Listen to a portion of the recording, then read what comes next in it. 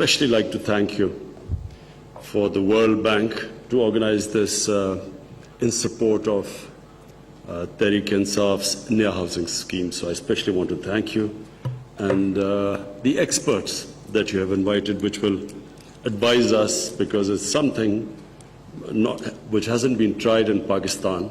ये जो हमारा एक बड़ा एम्बिशियस टारगेट है 50 लाख घर 5 सालों में, ये कभी किसी ने इस चीज को ट्राई नहीं किया इस मुल्क में। गरीबों को मुर्गियां और बकरियां देने के बाद प्राइम मिनिस्टर इमरान खान ने आज दोबारा से गरीबों के घरों की बात की है। 50 मिलियन घर हुकूमत पाकिस्तान इमरान खान की क़यादत के नीचे बनाएगी। मैं आपको बताता चलूं कि मैं बहुत बड़ा हामी हूं छत का, लेकिन हमें हकीकत पसंदाना रवैया भी इख्तियार करना चाहिए। एक तो मैं आपके सामने शुरू में ये आर्टिकल रख देता हूँ, ये आप इसको पढ़ लें। ये बड़ा अहम आर्टिकल है और इसके अंदर आपको तमाम तारीख बताई गई है कि घरों की फ्राहमी के लिए क़याम पाकिस्तान से लेकर इस हुकूमत की आमद तक कितना काम पाकिस्तान के अंदर हुआ है। इसमें जो अच्छी बातें हैं उससे हम आगाज़ कर लेते हैं। अच्छी बात तो ये है कि हुकूमत ने अपनी कमिटमेंट दिखाई है और कहा है कि हम ये घर बना के देंगे। 50 मिलियन का आज इमरान खान ने दोबारा जिक्र किया। अगरचे अब 5 साल की बात नहीं करनी चाहिए, अमलन सिर्फ 4 या पौने 4 साल रह गए हैं जिसके अंदर इन्होंने 50 लाख घर बना के देने हैं। दूसरी जो अच्छी बात है वो ये है फाइनेंस, यानी पैसा। बैंक जो है वो घरों के ऊपर कर्जे देते हैं, लेकिन खाल आपकी उखाड़ लेते हैं कर्जे देने में।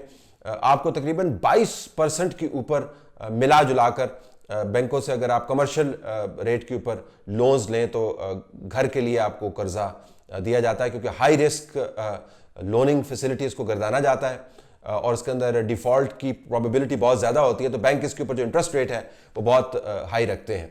इस वक्त जो हुकूमत ने स्टेट बैंक की तरफ से जो डायरेक्टिव जारी हुआ जिसका अक्स आपके सामने है, उसके अंदर लिखा गया है कि 1% के ऊपर स्टेट बैंक से बैंक्स बोरो करेंगे और उसके बाद 4% अपना बीच में मिलाकर 5% के हवाले से ये लोन जो है वो दिए जाएंगे और जो बोरोवर है उसको इसके ऊपर इंटरेस्ट पे नहीं करना पड़ेगा। तकरीबन 30 लाख का ये लोन है, लेकिन 27 लाख तक इसकी डिस्बर्समेंट होगी, जो फुल 100% डिस्बर्समेंट गर्दानी जाती है। 12.5 साल के अंदर स्टेट बैंक के इस डायरेक्टिव के मुताबिक आपने ये लोन वापस करना है, तो अगर आप तमाम अवामिल को यकसा गर्दाने तो तकरीबन 22,000 रुपये महीने के तौर पर आपको ये लोन वापस करना होगा 12.5 साल के अंदर। अगर आपने ये लोन वापस नहीं किया, डिफ़ॉल्ट किया, तो बैंकों को कुल्ली इख्तियार है कि ना सिर्फ वो टाइटल अपने कंट्रोल में रखें बल्कि उस लोन को वापस लेने के लिए वो तमाम इकदाम उठाएं जो अमूमी तौर पर उठाते हैं। और अगर आप डिफ़ॉल्ट करते हैं तो डिफ़ॉल्ट के ऊपर भी आपका वो इंटरेस्ट एक्स्ट्रा चार्ज कर सकते हैं। इसके अलावा बैंक्स ने लोन्स किस तरीके से देने हैं इसका तयन भी बैंक्स का बोर्ड ऑफ डायरेक्टर खुद करेगा।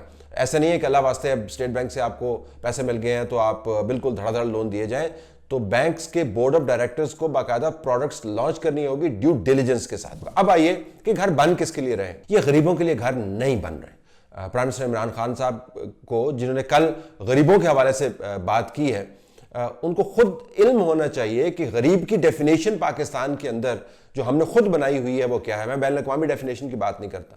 एक जो डेफिनेशन गरीब की, वो जो गरीब तरीन तबका है जिसके हवाले से इमरान खान बार बार इन घरों को बयान करते हैं कि उनके लिए फैसिलिटी है, वो बेनजीर इनकम सपोर्ट प्रोग्राम ने गुरबा की डेफिनेशन दी हुई है। गरीब तरीन ख़वातीन जो है वो लोग गर्दाने जाते हैं, ख़वातीन गर्दाने जाती हैं या घराने गर्दाने जाते हैं जिनकी माहाना इनकम 6,000 रुपये से कम है।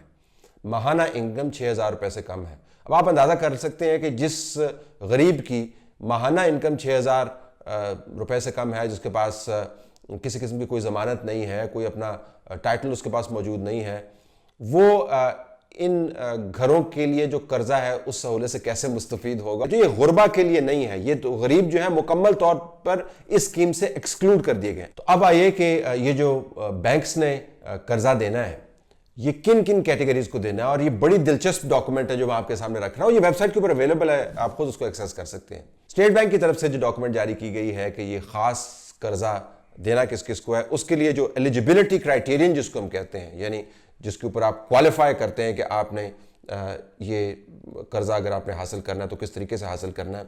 उसमें 5 कैटेगरीज आपको नजर आएंगी। पहली कैटेगरी तो ये है कि आप शहीद की औलाद अगर आप हैं तो आप एलिजिबल हैं, ये फाइनेंस बैंकों से लेने के लिए बैंकों को हिदायत दी गई है। दूसरा ये कि अगर आप बेवा हैं तब आपको ये कर्जे मिल सकते हैं।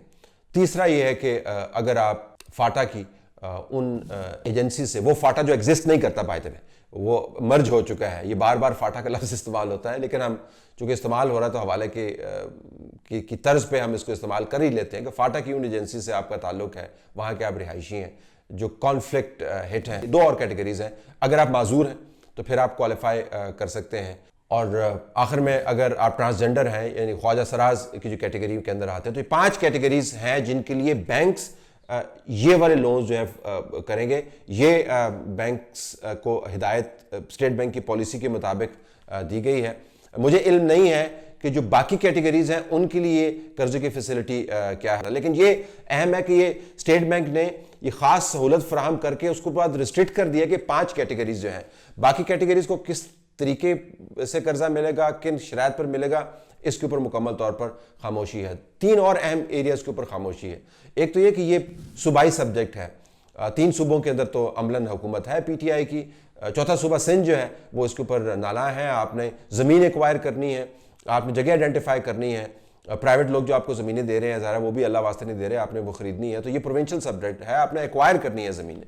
फिर इसके लिए आपको एक अथॉरिटी बनानी है, वो अथॉरिटी में भी नहीं बनी। और उससे बड़ी बात यह है कि 12 मार्च को एक खबर छपी थी जिसमें कहा गया था कि आपने बाकायदा इसके ऊपर कानून साजी करनी है, अभी तो वो लॉ भी नहीं बना। अब स्कीम की जो शक्ल और खदोखाल है वो हुकूमत और प्राइवेट सेक्टर की आपस में बाहमी इश्तराक के साथ ये स्कीम चलनी है। प्राइवेट सेक्टर इमरान खान ने जिक्र किया इसके अंदर इन्वॉल्व होगा। आपको याद होगा आशियाना स्कीम जो है एग्जैक्टली यही स्कीम थी। हुकूमत ने लैंड देनी थी, प्राइवेट सेक्टर ने उसको डेवलप करना था और उसके बाद वो घर अवेलेबल करने थे। उस स्कीम के साथ क्या हुआ, किस किस्म के इल्ज़ामात लगे, बुनियादी बात यह कि जो ही आपने प्राइवेट सेक्टर को बीच में इन्वॉल्व किया तो प्राइवेट सेक्टर जो है वो मदर टेरेसा तो नहीं है, ना ही वो अब्दुस्तार ईदी उनको चलाते हैं, वो तो प्रॉफिट लेने के लिए आएंगे। तो जो ही आपने प्रॉफिट रेज किया प्राइवेट सेक्टर ने इस स्कीम के जरिए, तो खट से ये सवाल सामने आएगा कि इसकी बिड क्यों मानी गई है, उसकी बिड मानी क्यों नहीं गई, लिहाजा इसके अंदर करप्शन का एलिमेंट इन्वॉल्व है। तो जो ब्यूरोक्रेट इस स्कीम के ऊपर साइन करेगा उसको हसन फवाद और अहद चीमा का फेट जो है ज़हन में रखना चाहिए। जो सियासतदान इस स्कीम को इंडोर्स करेगा उसको याद रखना चाहिए कि हालात बदलते हुए देर नहीं लगती।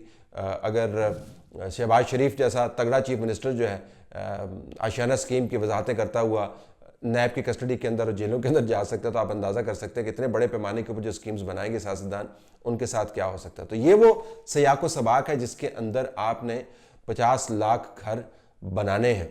अभी घरों की तामीर नहीं हुई, अभी कानून साजी नहीं हुई, अभी अथॉरिटी नहीं बनी, अभी ज़मीन एक्वायर नहीं की गई, अभी बैंकों ने बाकायदा प्रोडक्ट्स लॉन्च नहीं की और दिन जो है वो गुजरते जा रहे हैं। ये जहन में रखिएगा कि ये गरीबों के लिए स्कीम नहीं है, ये अर्बन एरियाज़ के अंदर बिलखुसूस जहाँ से वोट हासिल करने हैं वहाँ से वोट हासिल करने का एक तरीका भी है। लेकिन अगर इसके अंदर छतें वाक़तन लोगों की बनती है तो बहुत अच्छी बात है। मुश्किलात बहरहाल वो तमाम की तमाम अपनी जगह मौजूद है जिनका जिक्र मैंने किया।